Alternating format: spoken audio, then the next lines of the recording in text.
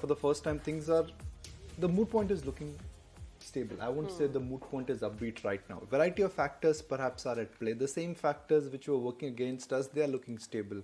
Globally, there seems to be a relief that the interest rate hike may be nearing its end. It's going to be 25, not 50.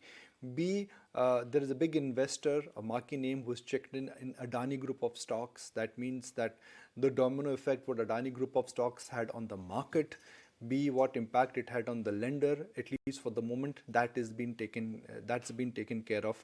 And in general, the market has found support from some key technical levels, where some would argue and say that now in the near term there could be a case for markets to give you a uptick rather than a downtick. I'm not making a claim, or I'm not anywhere suggesting that the worst is behind us and you would snap out of the range. But the trade, I guess, for this week, even though it's a truncated week, one would say that you got to walk into trade this morning with little bit of optimism, a bit of glimmer of hope, and assumption that some technical strength is at play given what we saw on Thursday and Friday.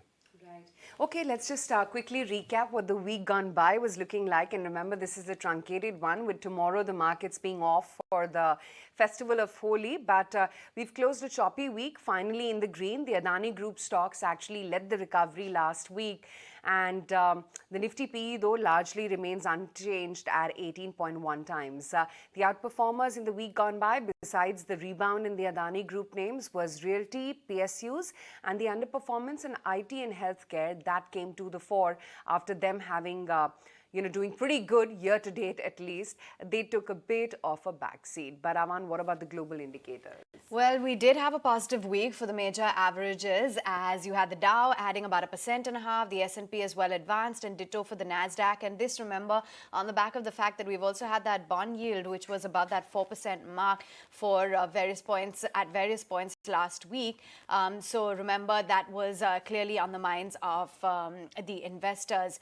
This morning as well, what we were watching out for, we're looking at the Powell's commentary, the jobs data as well, and the Asian screen as we speak. It's a little bit mixed. Modest growth targets been reflected from China, and as things stand, it's Shanghai as well as the Shanghai markets which are in the red, but the rest of Asia and Australia in the green. Ditto for the SGX Nifty.